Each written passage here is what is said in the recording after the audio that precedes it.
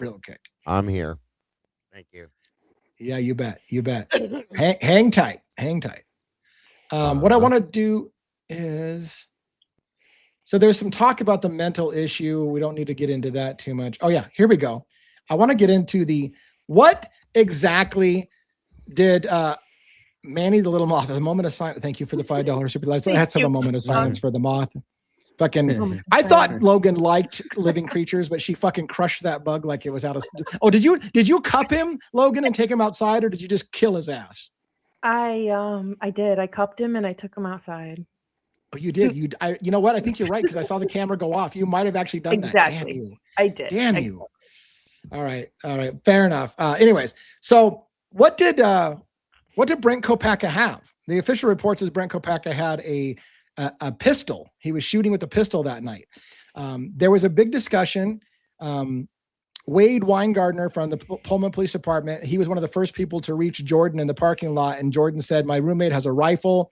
He threatened to kill us with a rifle. He even showed Weingardner how big the rifle was.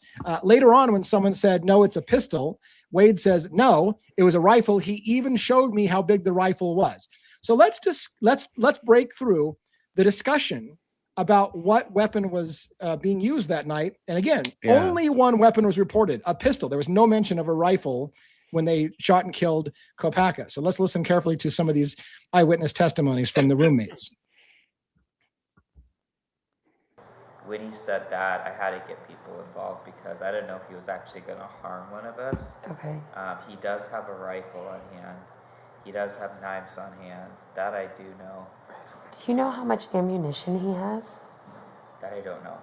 Okay. Do you know how many firearms he has? Wait, firearms? I don't know. Besides the rifle, I know he has. That's the only firearm that I know he has. Okay. He does have knives. That I do know. Yes. So the rifle and some knives, and that's about it. But what type of weapon did you see Brent have? He had a pistol. That's all I saw. I saw him this morning when I went out to get breakfast. Okay. And he had it on the counter. So your other roommate said that this roommate is making threats to kill you guys and he's got a rifle.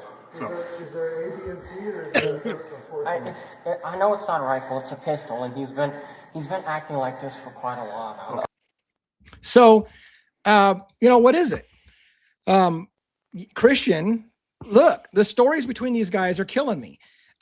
Christian, the one that was speaking there at the last, he said it was a pistol. He said, I know it's not a rifle. It's a pistol. Christian also said when she pressed him, did he threaten to kill you? No, he didn't threaten to kill me. Were you afraid for your life? No, I wasn't afraid for my life. But Jordan is like, he threatened to kill us both with the rifle that fucking, by the way, if I'm hoping to find the clip, Jordan never saw the rifle. Jordan tells you he threatened to kill him with the rifle, and Jordan will then tell you he never saw the rifle. Never saw the rifle that night. So that's another clip I'll pull up for you guys. What do you guys think about that so far? A lot of inconsistencies and stuff. Yeah. I mean, did he have a rifle? Did he have a pistol? What is it? What's exactly? And was the official police report just a pistol? Well, both. I thought both, but the police report said it was only a pistol.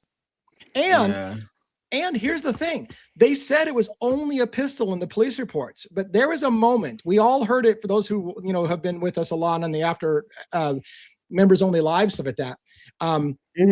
You can hear the gunshots. They're very, very loud. And then the sound of the caliber changes. And one of the officers says, oh, good. He's switched to a smaller caliber. And a shot or two happens, and then you hear a loud bang, and he goes, fuck, because he went back to the bigger gun. There was more than one gun, and I believe, because you could hear the calibers change. And yet the official story is he only had a pistol. So if that's the case, why are we covering up a rifle versus pistol thing? I don't get it. Because it's all horseshit, maybe? Right, maybe. Yeah. Because it's not out of the question that it was a training exercise. Did you just real quick? You guys saw? I know Dago did. I'm sure all of you pretty much did. You saw the video, right, with the bodies being taken out? Oh, the body cam. 11/22. Yeah. Didn't they at one point? Weren't the officers talking about doing some kind of SWAT exercise or something? Yep.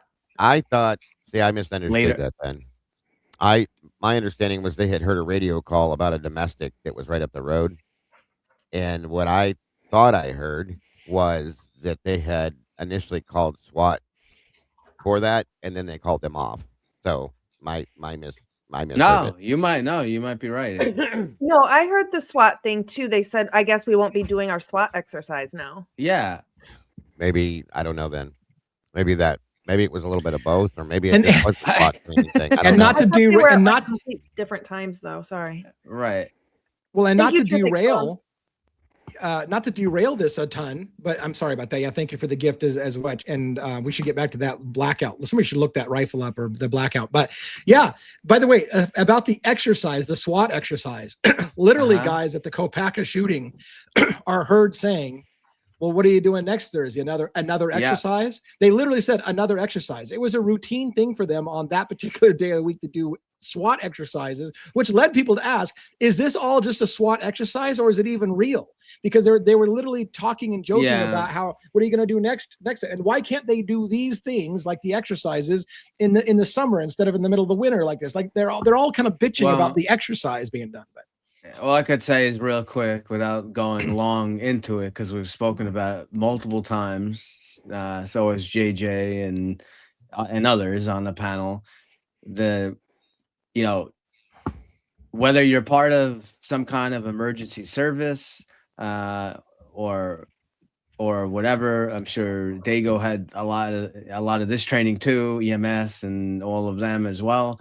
The crisis management, if you want to say techniques or strategies, were non-existent here. So that is, I don't want to say, I like to say, I'd like to have full, like 100% proof before I say, like, it seems like, this is like fake or, I don't have enough, but whatever it is that happened, if Kopaka, if he really was killed and the whole thing did happen, there was zero crisis management, and you don't need, even just I'm not a hostage negotiator. Of course, with NYPD, we do have a whole unit that does that, but even the like basic crisis management techniques that I have learned, they used zero. They used nothing.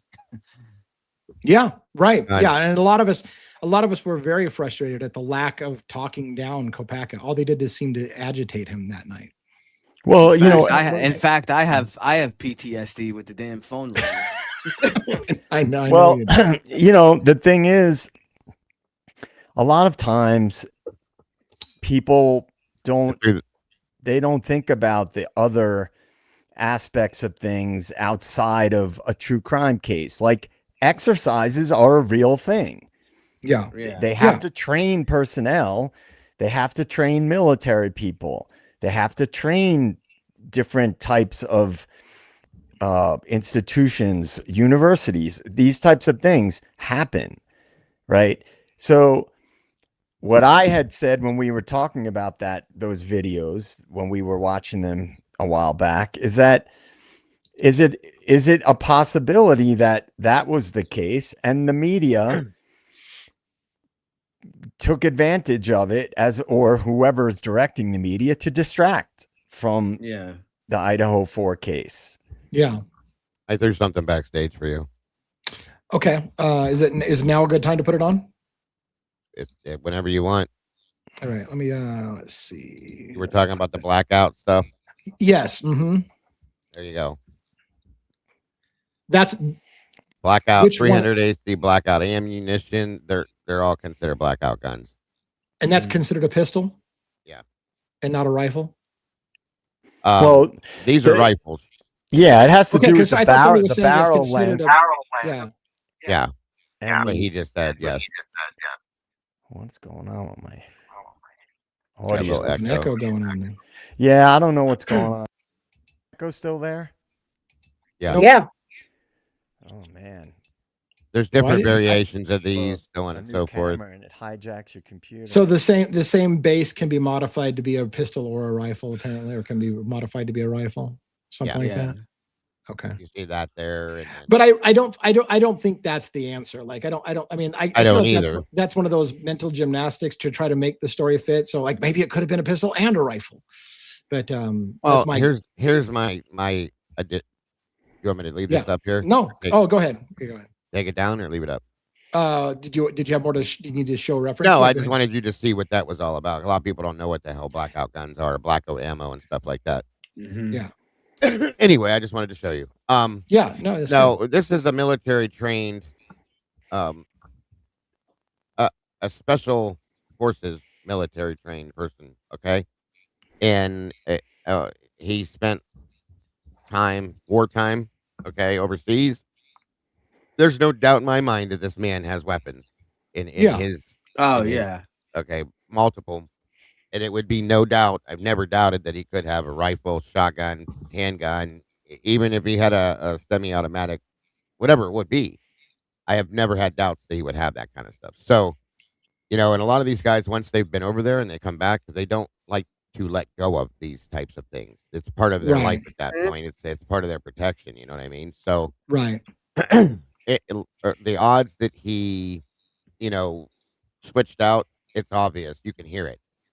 I was on that live with you. Thank you. Thank you so much, Kat. God bless. Hon. Nice. Thank you Very for nice. supporting Very the shows. Yeah, thank you. Happy Friday night to you. I forgot it was Friday. F it Friday. Yeah, it's fucking Friday. Yeah. So yeah, that's like the night we were listening to that. You can hear the caliber change. Like very clearly. It's clear as day. Yeah, and the only way to unexplain it is if you know guns. Different direction. Like I mean, if the muzzle was pointed in a different direction, maybe that could change the sound. But it sounded like a whole different caliber change. But yeah. Most definitely did. So that's my addition to that. Sorry. All right, I wanted to play a couple more clips if you don't mind. This is I think the question is did Kopak, I feel like when I watch this clip, I feel Heidi Lambley, I think is her name, is trying to really press Jordan to say that his life was in danger and he was threatened to be killed. This is like something, and he keeps backpedaling, and you'll see him backpedal, I think, in this thing, where immediately after saying that Brent Kopacka pointed a rifle at him, he says he never saw the rifle. How can that both be the case? So let's listen to this. Considered calling the police when he started making threats in the open, and I didn't know if he was talking to me or a ghost or a hallucination, or I don't know where it was coming from, but he was making threats like here and there, just 10 minutes straight, at least 10 minutes straight of threats, and I'm like, did you think when he said he was gonna start shooting somebody that person could potentially be you or one of your roommates? I did not know. You don't know, or you do not believe so? I don't believe so. Don't believe so. Okay. Were you concerned about your safety at all? No. Okay. Now, this next part's the one where he didn't see the rifle. But notice he Christian Yenna does not feel like his life was in danger. He never thought he was threatened. Jordan says he was threatening to kill us both. And he's like, did you feel like your life was in danger? And look, even Jordan said, if you listen to it, he said, I'm not sure he was talking to me or if he was talking to phantom people that weren't there that he saw in his head.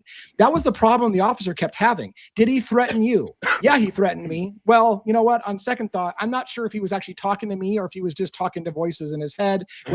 So she kept trying to narrow him down. Did he threaten you? I'm not sure it was me, he said. Now watch this. Pointing the rifle at him, not sure he saw the rifle. Okay, so listen carefully.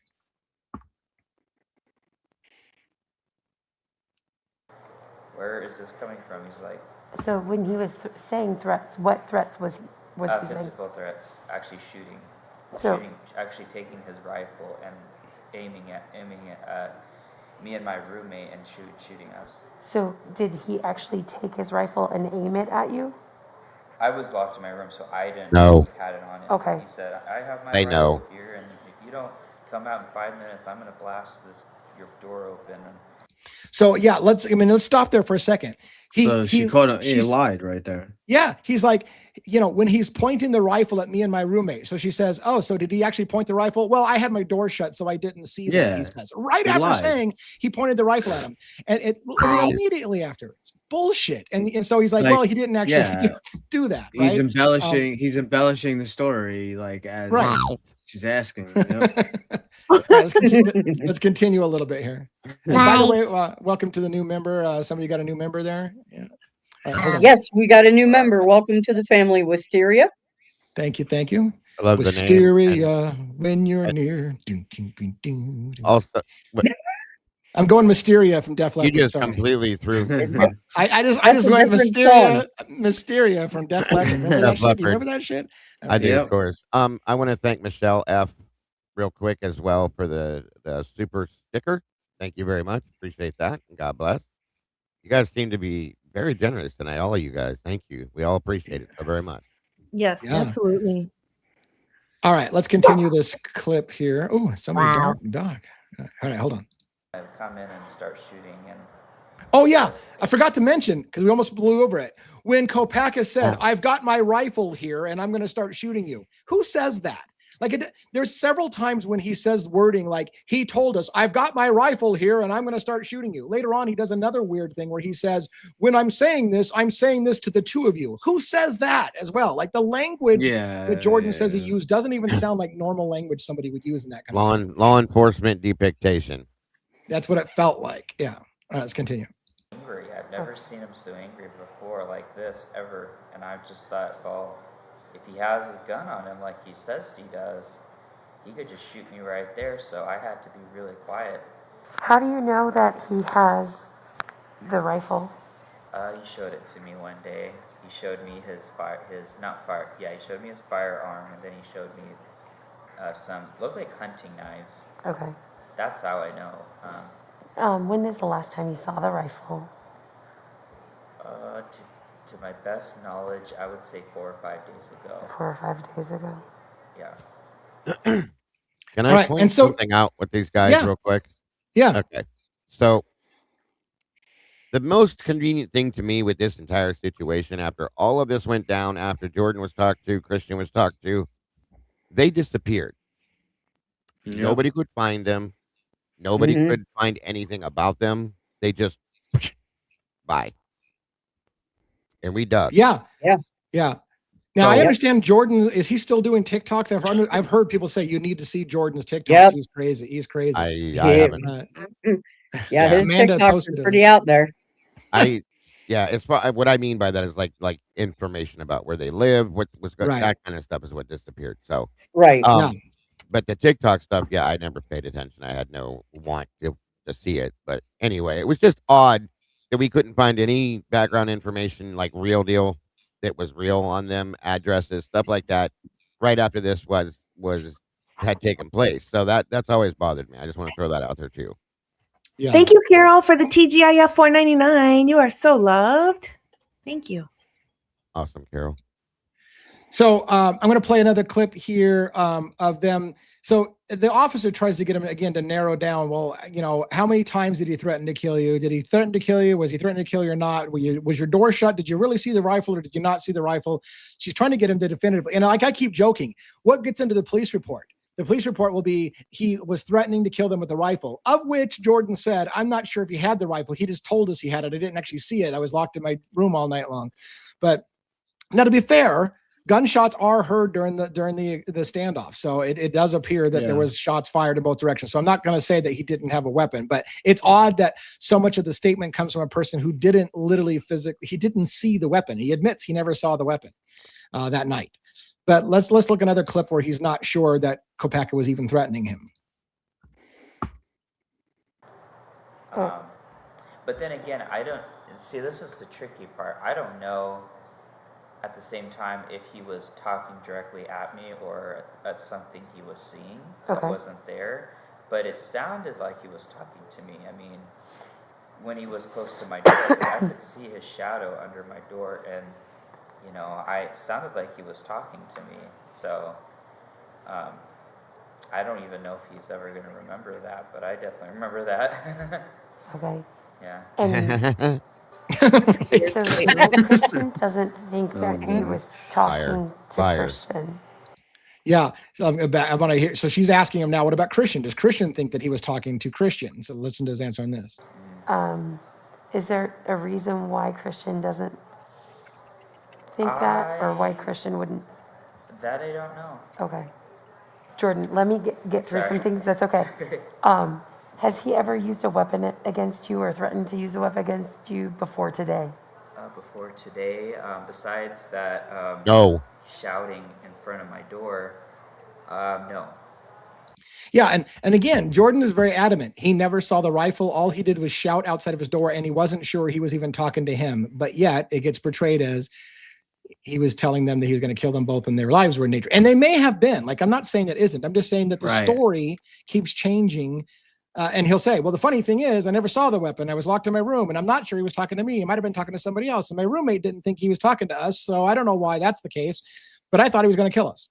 You would think in a situation like that, you would feel the way you feel or feel threatened because you know they're directly talking to you and it's directed directly at you. Like, that seems really strange to me, the way he's even wording that stuff. Right. Yeah. Right. Yes. So then if he wasn't scared, why did he call the police? Right. Right.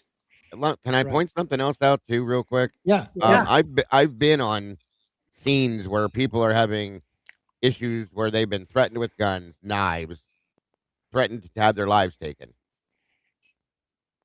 This kid's not scared. I'm sorry, but he's not. Mm-mm. Yeah. No. There's no fear. If somebody, I've had a gun pointed to my head before and pushed against my forehead right here. Okay. I almost pissed on myself. I'm not going to lie to you. Yeah.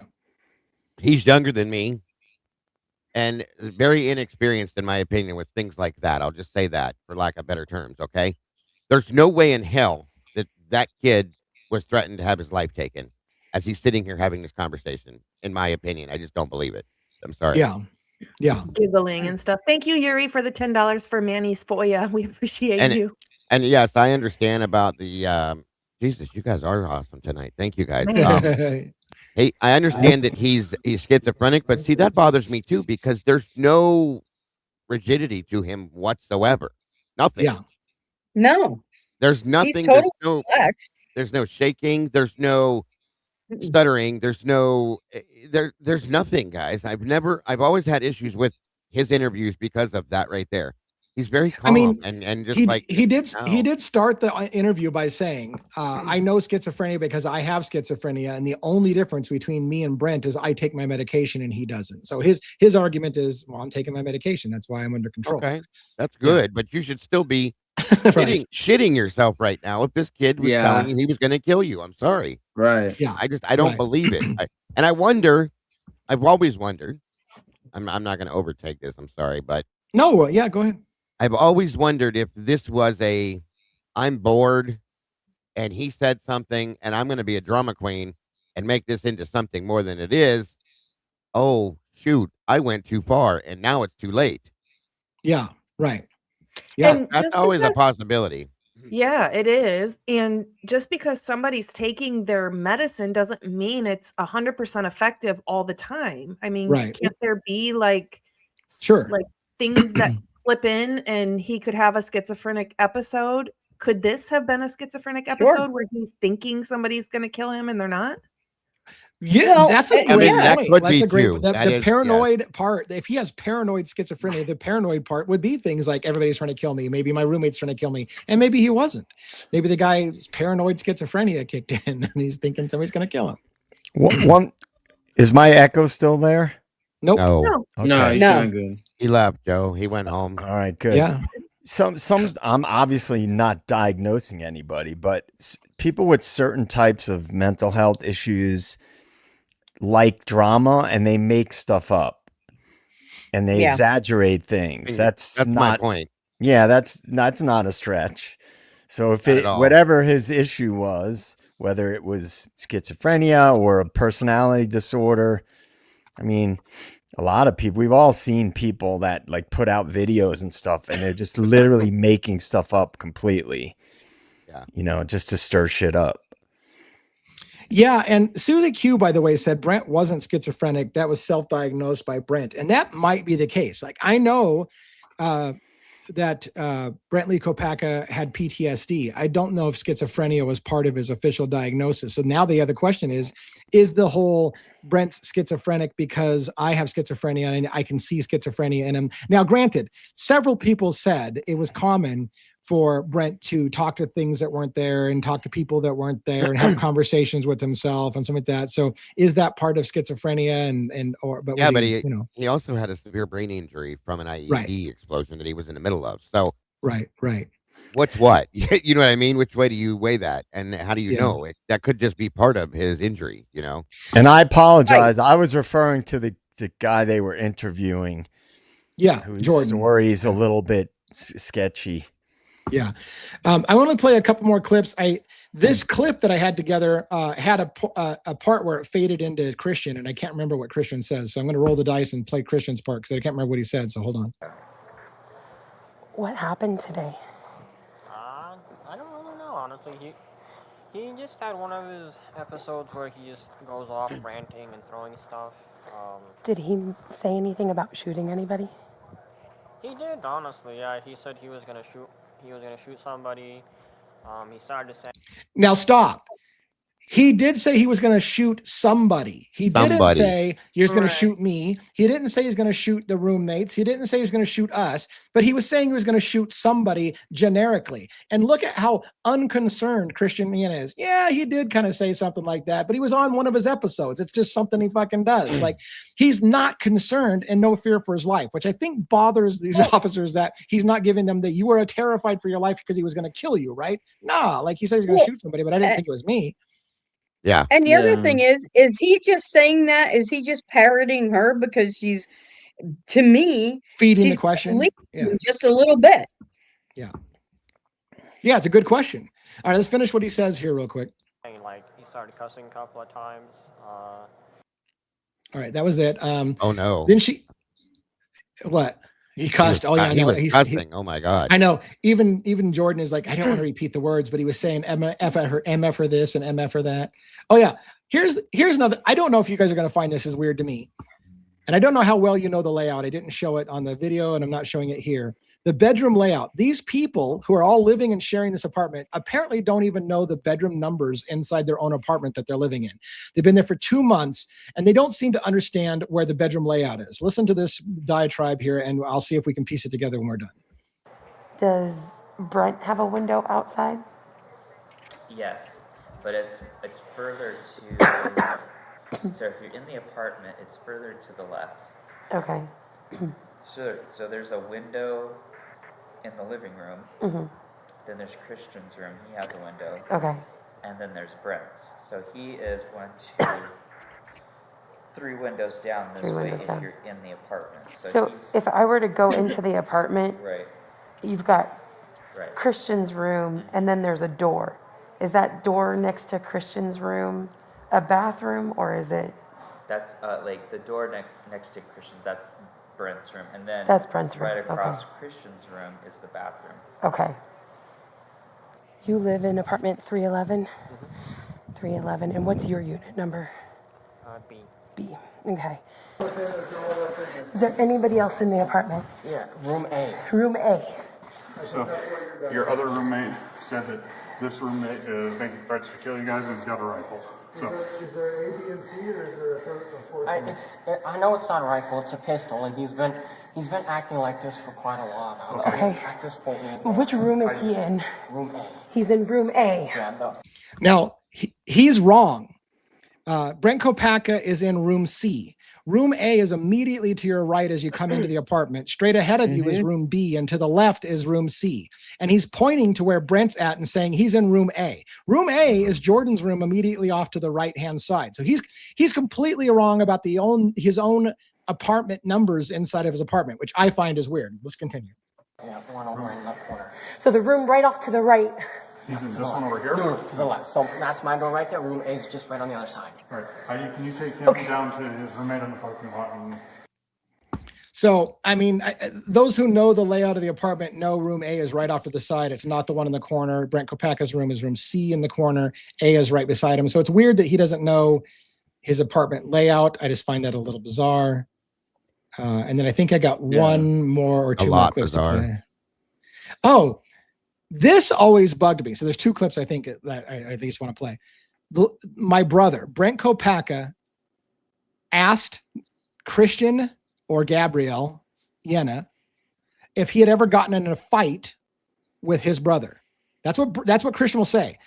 Brent asked me one time if I had ever fought his brother, and he's concerned about letting his brother go. And the officer asked him, "What do you mean? What did Brent mean by let my brother go?" Let's listen to that. He said something about letting his brother go. He's asked me before if I even fought his brother, and I've never met anybody from his family. Letting his brother go, what did you take that to mean? Like, he made it sound like somebody was holding him against his will. Okay. And the weird part about the let my brother go and holding his brother against his will is when I requested public records request of all of Brentley Kopaka's files, I got videos from Zach Kopaka the night before, his brother, in an incident nearby the coffee house apartments. And I was like, why the fuck am I getting an incident with Zach Kopaka and his girlfriend in a domestic situation related to Brentley Kopaka's files? I don't know. Have you guys ever made anything about what does it mean by he's concerned about my brother and let my brother go and wanted to know if I fought his brother? Like, what is the brother thing? It just slips by in conversation. That's a very good question. I'm lost on that myself. Yeah. It seems like something you want to follow up on. Do we know, did they actually arrest his brother? No, I don't believe they arrested his brother in the domestic. I don't think. Because I wonder if Brent was under the impression that the cops still may have had him and wanted to know if they were going to release his brother. And that incident, I think, was the night after the shooting. So that's the other thing I'm confused about. Oh, I thought you said before. Yeah. I'm sorry. I think it was the night after the shooting. I think. And to be fair, when they talked, and what I remember from the domestic that we watched was the officers said they didn't have cause to take him away, to take anybody. So they got called on a domestic, but they didn't have cause to take one of them away or something like that. So they didn't apparently grab him. I don't know, but you're right. Like in a typical Washington state kind of situation, if there's a domestic, one of them is leaving. So if they took Brent or Zach Kopaka away from a domestic call that night, then maybe that's what he meant by let him go. And if it did happen the night before, but anyways, it was just a very interesting side conversation. And I think I'm going to play my big coup de grace from the morning's video. Oh yeah, that should start with awkward questions. Did I miss the lead in? Awkward questions. All right. Do you guys recall, before I play this video, and I may be reaching at straws, I may be really grasping at straws, but several people, including Brent Kopaka's best friend, Darren Duncan, who was interviewed, saying, I think the officers thought Brent was involved in the Idaho 4 murders, and that's why they were quick to shoot. That's what his friend said. I think they thought he was involved. I also think the officers thought Brent Kopaka was involved in the Idaho 4 murders. Heidi's questioning, in my opinion, in two different incidents that I'm going to clip together here, indicate to me that she's got the Idaho 4 murders on her mind when she's interviewing for this case. Why do I say that? One, there's no indication whatsoever in the house that there was any football paraphernalia anywhere at all. One of the first things she asks Jordan about Brent Kopaka, tell me everything you know about Brent Kopaka. She's going to ask him randomly, out of the blue, unprompted, was he ever a football, or is he a football coach? What the fuck does that have to do with anything? There's no reference to football anywhere. But it is interesting if you know that Kaylee Gonzalez allegedly had a relationship with the football coach as a babysitter, and they were looking into Kaylee's relationship with the football coach. So if this officer who's just randomly asking questions, tell me everything you know about Brent Kopaka and was he a football coach? If she knows that Kaylee, one of the victims, had a relationship with a football coach and she's trying to make the connection, is this guy one of the football coaches? That would make sense, wouldn't it? What other, and there's no other fucking reason why she asked that question. Another question that she's going to ask out of the blue was, did Brent Kopaka ever choke you? There's no fucking reason for that question. They're talking about a firearm that he never even saw that night. And she's like, did he ever choke you? Why would you ask the question, did he choke you? The reason I bring that up, and this is where I may be really, really stretching. You guys remember all the discussion about that Kaylee may have been choked. Steve Gonzalez indicated that somebody put a hand over her mouth like this. An officer that was telling Lanier, I think it was Connor, was telling Officer Lanier, or not the officer, what was he? What was his role at the time? Was he lead detective or was he? Anyways, he was saying, I don't know if you know what happened here. And then he showed his hands like this, like he was making a choking motion, like somebody shoving somebody against the wall and choking him. There was indications that they were choked or somebody was choked or Kayla was choked. So why did she throw out, did he ever choke you? Did he ever stalk you? Did he ever spy on you? Which were all allegations. They said Kohberger was stalking the girls. He was spying on them. He may have choked them. Kaylee may have been involved with a football coach. These questions out of Heidi Lamley's mouth makes me think she had the Idaho 4 murders on her mind when she was interviewing, trying to make a connection between Idaho and Brent Kopeka. So let's just listen and you guys see if I'm just completely overreaching that on that. He has a gun? He has a gun, yep. Has he ever tried to choke you? No. Is he jealous or try and control you? No. And is he unemployed? Has he ever tried to kill himself? Not that I'm aware of, no. Does he follow or spy on you or leave threatening messages? He's spied on me a couple times, but he's never left threatening messages. Okay. Tell me everything you know about Brent as quick as you can. I believe he has some sort of mental illness. He drinks, that I know. So there's nights where he drinks. Sometimes he'll come in at odd times of the night. What color is he? He's like white. White. Caucasian. Is he big or small? Small. Very thin. So he's 35. 35. 35 years old. 35. Where's he from? I believe Colorado. Colorado. If I'm not mistaken. Was he a football coach? Football coach? That I don't know. Okay. Why the fuck was he a football coach? What? I don't know. Does he eat cookies on Tuesday? Like, why the fuck would you ask a random question that seems to have nothing to do with anything? That's what I want to know. Why would she throw, is he a football coach? So I find her questions possibly indicative of she knows information about the Idaho 4 murders and she's trying to make a connection between this situation and Idaho. Bingo. Yep. Definitely. So that's all I got for my sharing of videos. But let me ask you then real quick, because you've been on, and it's good. You've been on this for a minute now with him, right? Yeah. What do you think, in your opinion, Lee, that could be the connection with this, if there is one? I go 50-50. One, there's a part of me that thinks that Brent was an all around mostly nice guy. And so I don't know that he did the murders, although I think he's possible of it because people say he would go from nice to instant rage in an instant. So if he was there that night and snapped, could he have done something? And he certainly would have had the skills to do so. So could he have? Yes. Is he that kind of guy? I don't know that he is. But I think more importantly, I think they were looking into him as a possible suspect. I think they were harassing him. I think they were following him. I think they were getting in his face and he was getting fucking tired of it. And when they came to him that night, he was basically like, I fucking hate you guys. Get the fuck away from me. I don't want to deal with your shit. And they pushed him over the edge until it got to the death point. And I think it was more, he knew they were going to try to pin the murders on him and he was having none of it.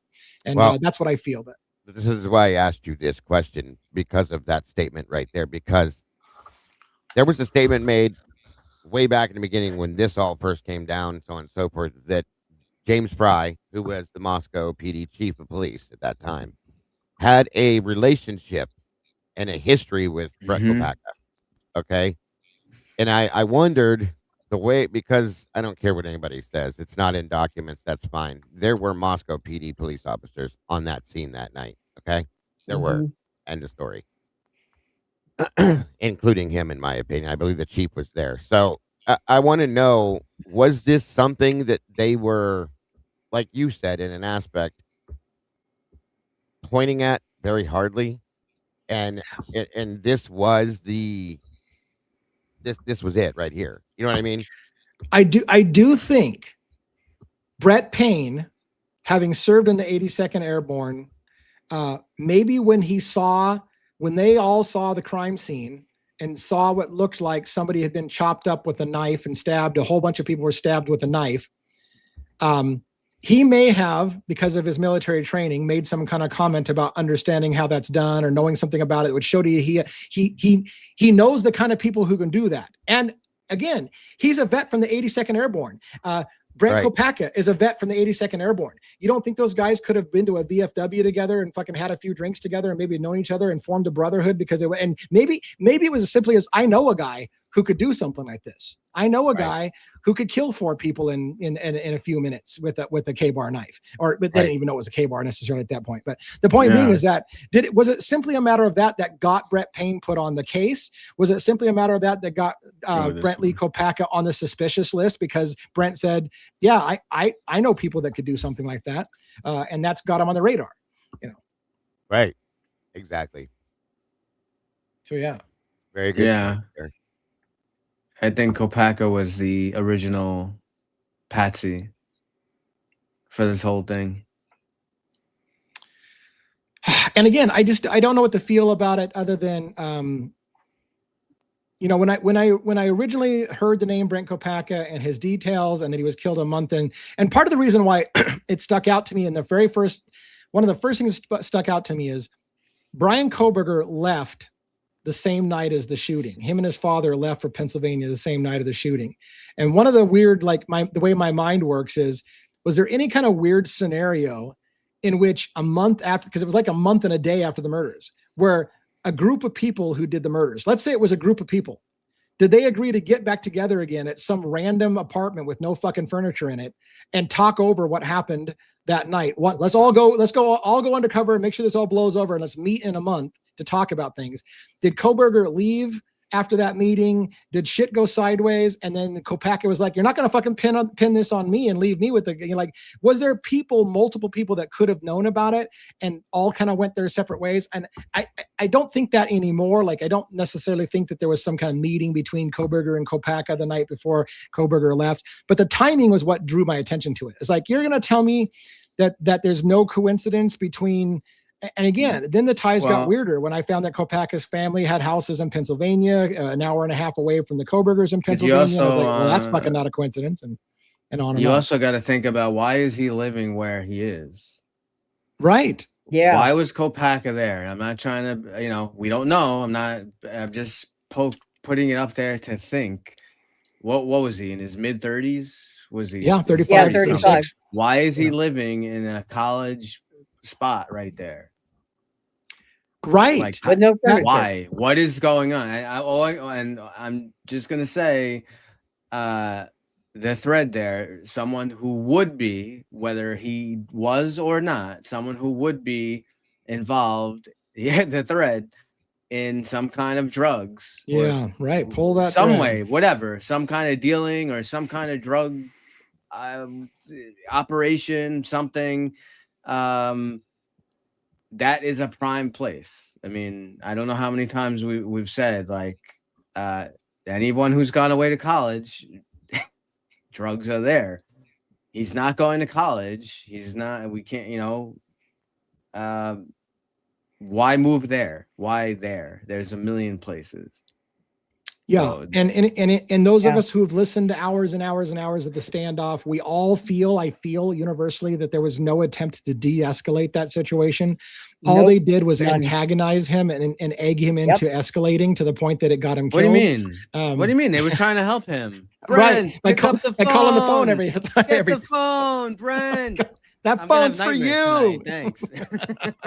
Well, since we don't know what he was doing there, and he supposedly wasn't working, if a lot of veterans become contractors, and it may not be for the government directly.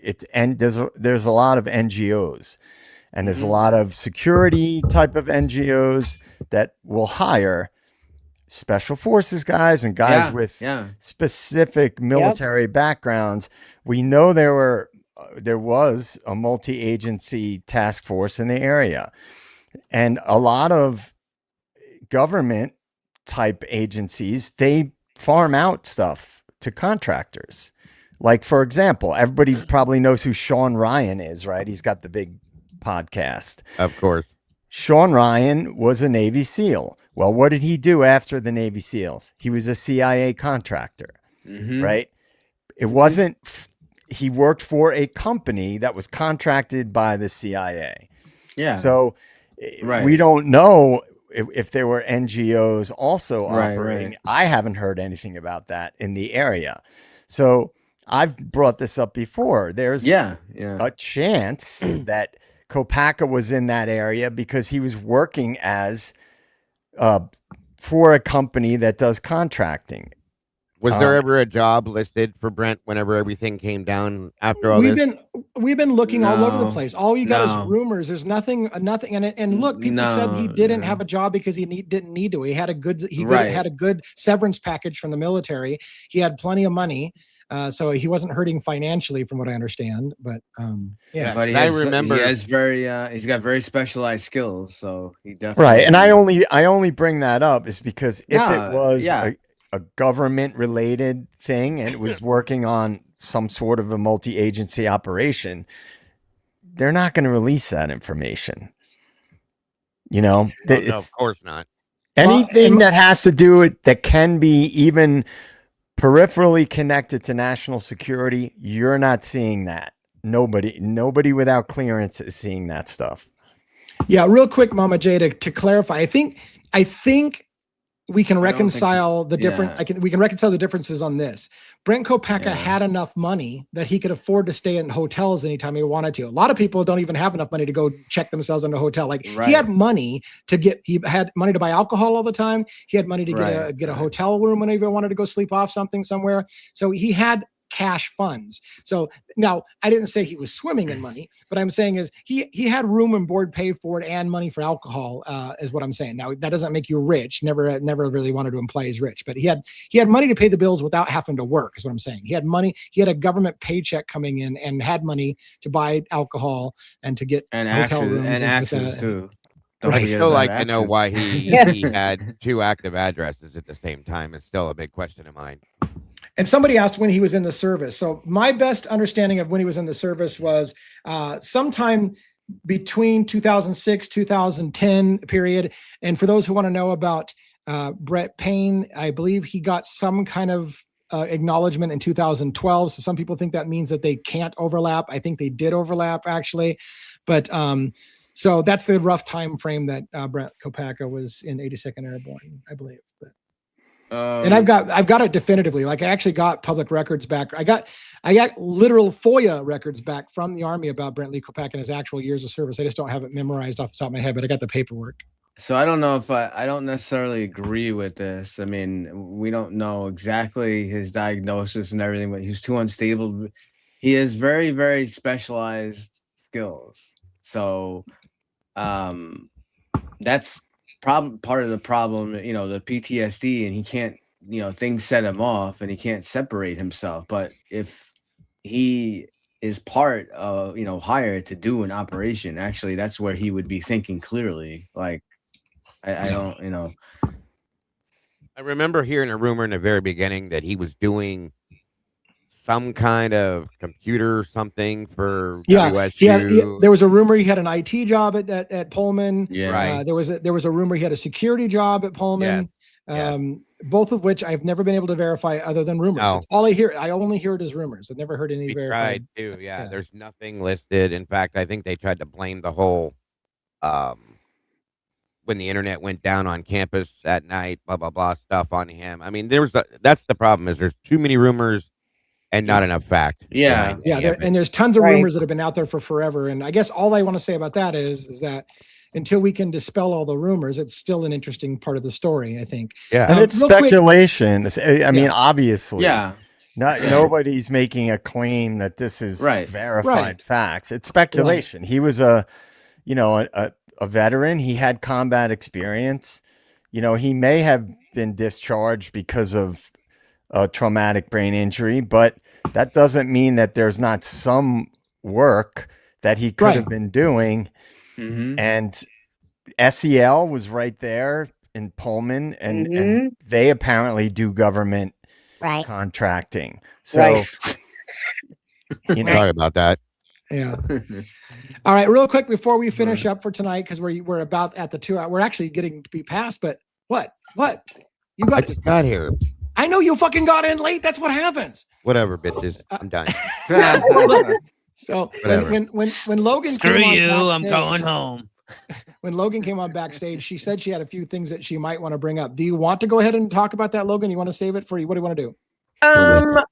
I'll do it really quick. They're just case updates. First, I want to say, didn't Kopaka's whole thing go down the same day that they got Brian Koberger's name? The first day they got Brian Koberger's name? No. They already kind of had Koberger on the radar from the 5th, not the 15th. He was leaving. Right? So the day 15th, the day that the Kopaka thing happened, that he supposed, Thank you, Meg. the operation. So that day, however many hours before, Brian was on his way across country with his father. Right. Yeah. I know that, but I thought I have the days mixed up. It was the 5th, not the 15th. I was thinking it was the 15th. Yeah, they and in fact, you good. According to Brett Payne, they didn't know the name Brian Koberger until what date was it? The December 19th. But it's in the documents on the 5th. Right, but we know Koberger's name shows up on documents on the 5th, so that's bullshit. But real quick, I just want to say thank you, Hangman, very much for the 5 gifted memberships. That's very, very awesome. Christine Hurd, Crud Dog, Hobbit on the Shelf. I love that. Monica Latresta, Cheryl Reddy, and yes, welcome to the sauce. Appreciate that so very much, Hangman. God bless. Very generous. Sorry to interrupt. That's awesome. No, that's so awesome. Okay, so and Meg, thank you again, hun, for the super chat. God bless, hun. Give us some case updates.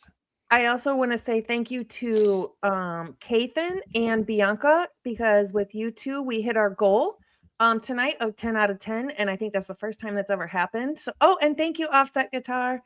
So much appreciated. You guys are amazing tonight. My goodness. So amazing. Yeah. So we have some case updates that are just high profile cases that have happened in the past.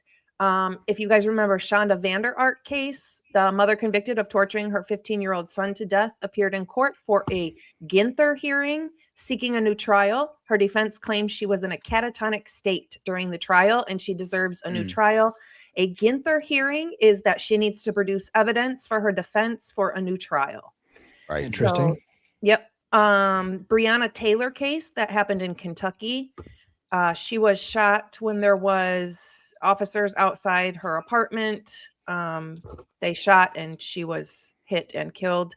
Back in 2020, the U.S. Justice Department moved to drop remaining federal charges against 2 former Louisville police officers involved in the 2020 raid, describing the prosecution as federal overreach.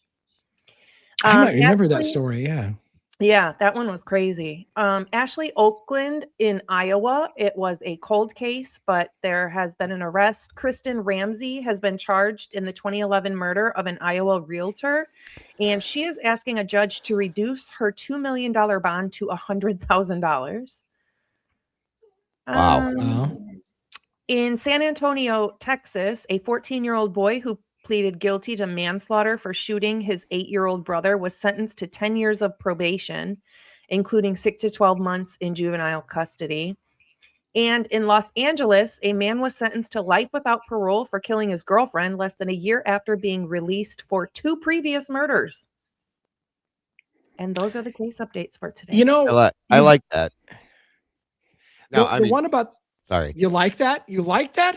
No. I like that, like what she just did. The whole here's a few other true crime cases going on in the world. Here's some updates, Bob. I like that. Is what I meant. Sorry super about quick, that. but informative.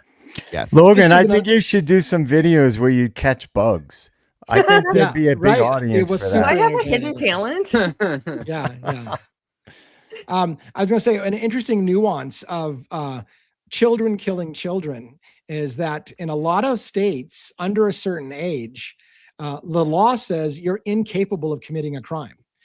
And that's the definition of a lot of things that you're in, like under, like, that's why you have juvenile records that aren't viewed once you get to be an adult, because what you do as a child, you don't have the mental capacity to fully know right and wrong. So sometimes you have some really weird cases where a child kills another child and they're like, well, it can't be murder because children are incapable of committing murder because you can't commit a crime under a certain age.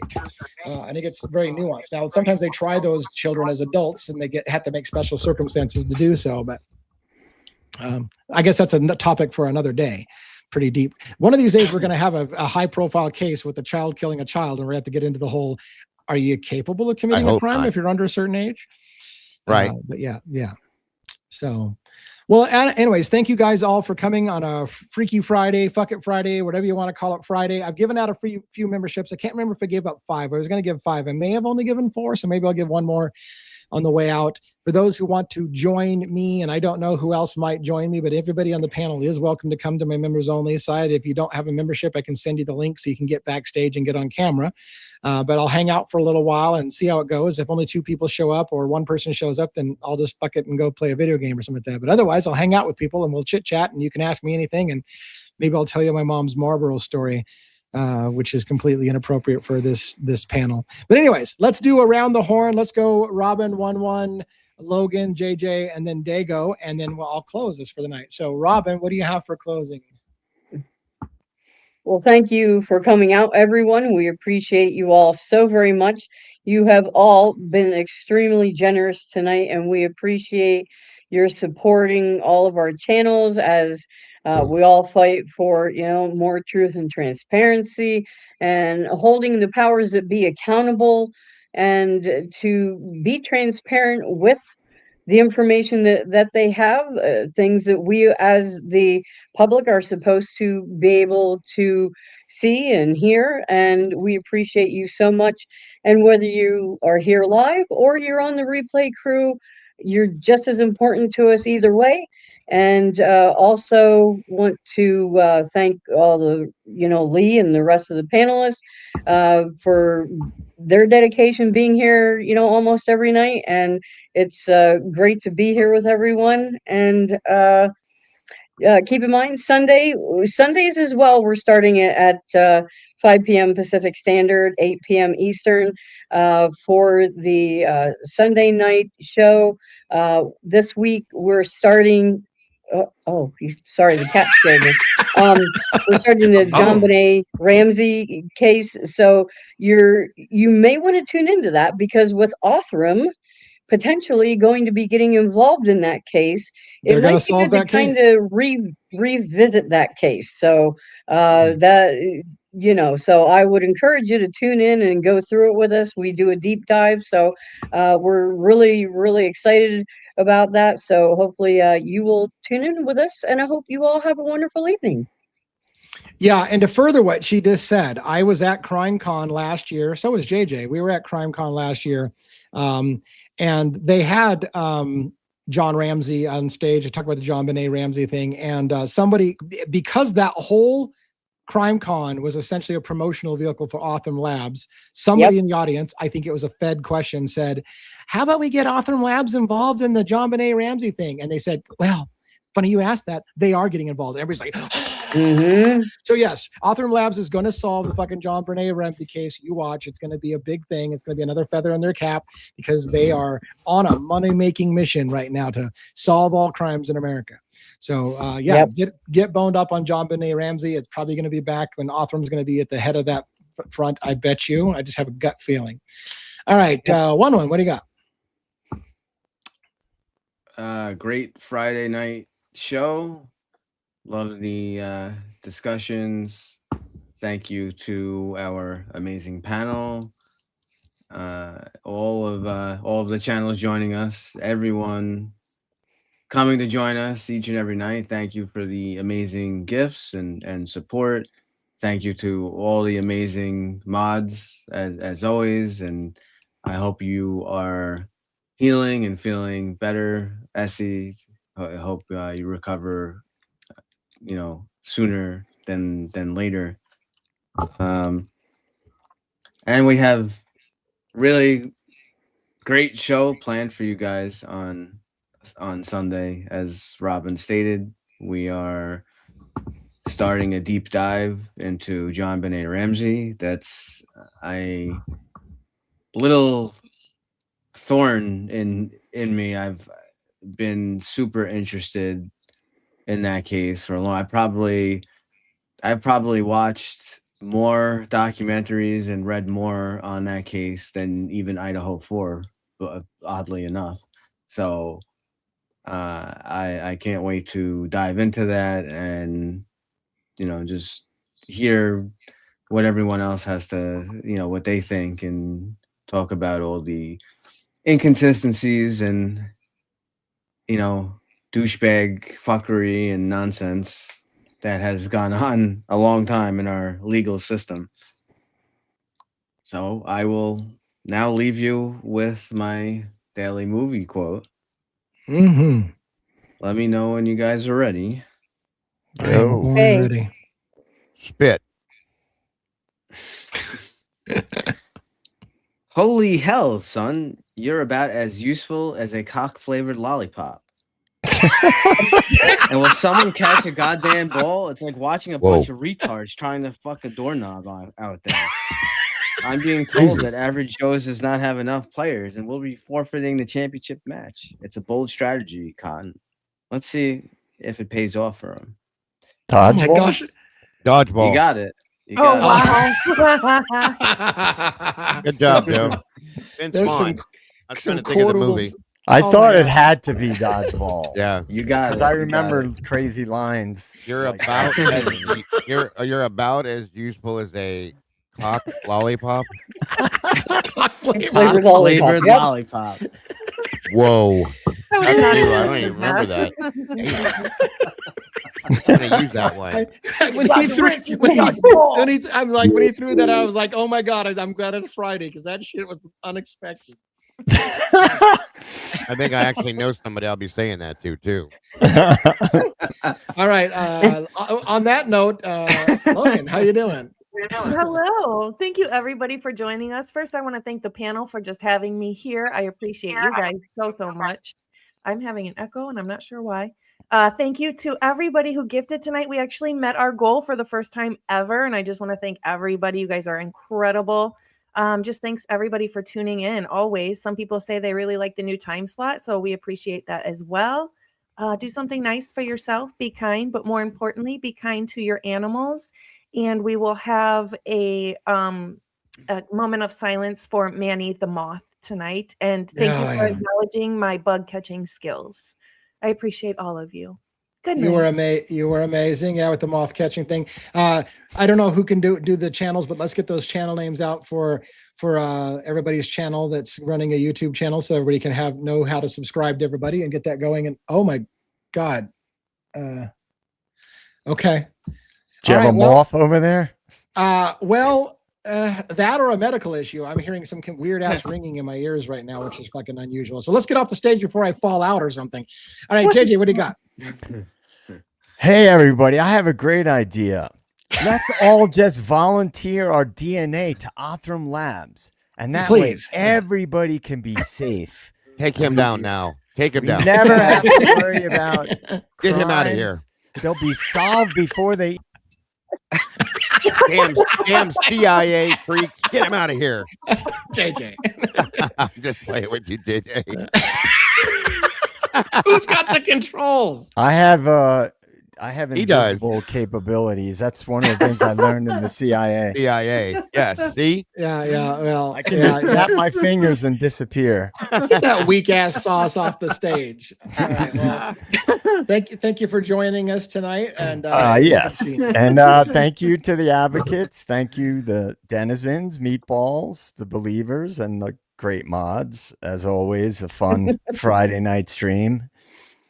So I'll be back tomorrow. JJ, I'll donate my DNA if you donate yours. You go first. Oh, they've already got mine. Oh, they've had his. They created him, Logan. What are you talking about? Oh crap! I forgot. I was take that made back. in a lab. Yeah, makes sense. Yep. When they arrest me for whatever they're going to arrest me for, whatever it was, it's bullshit, trumped up charges. I didn't do it. It's horseshit, and you guys should know better. Wow. Just getting that I got out your right after I that. got your DNA. All I right. don't need IG. I know you do. So when you trump me up for shit, that's bullshit right there. But anyways, so thank you for coming to a Crimes After Dark. Again, for those who want to hang out after the show, I'm going to fire up in about 15 minutes the members only live. So if you want to hang out with that would be a great opportunity to join us. Some of you I'm going to give one more free membership, as a matter of fact, because I think I only gave 4 out. I was going to give 5 for the night on a Friday and kind of hand out some candy. So let me do one more roll real quick, and then I will close up. Hey, Lee. Yeah. Can I say something real quick? You skipped me. Fuck no, you were already on fucking camera. You get no fucking second chance. I'm just kidding. What do you want? What do you got? You skipped me. What do you want? So I come in here late and I'm just completely stepped all over. You know what? Shut your mouth and know your role. I wasn't even going to be here, but I came in anyway. You know what, Diego? Why don't you go ahead and do a close first? You motherfucker.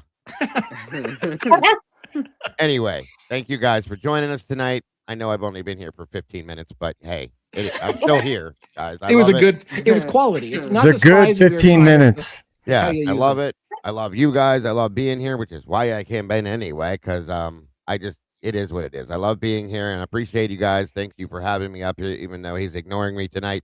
It is what it is. I'm grateful to be here. Lee and 1-1, Robin, JJ, and Miss Logan. It's always amazing to do what we do. Thank you to all the moderators that did show up, and you guys are amazing, guys. Don't forget, please don't forget, tomorrow 6 p.m. Eastern Standard Time, the Verdict Room with myself, Bronx Tales True Crime with Miss Logan, Typically Unique and Miss Kim, and my awesome producer Mikey. The Last 24 will be joined by Miss Lana from Truth Transparency. Please be there or you're square. Guys, don't forget to love yourselves, love each other, don't change nothing. You truly are the beautiful people, and I'll see you soon. Yeah. I can't believe I just totally dodged you, but well, I can. I see where we're at now. That was the best 15 minutes of my life, just like your wife said. So anyways, it's I appreciate it. So thank you so much for again. Sleepy Joe. Yeah, great show. Great show. All right, everybody. Again, catch us on if you want. Some of us may be joining on the after show. If it doesn't happen for more than 5 people, we'll go shut it down. But otherwise, I'll be there in 15 minutes.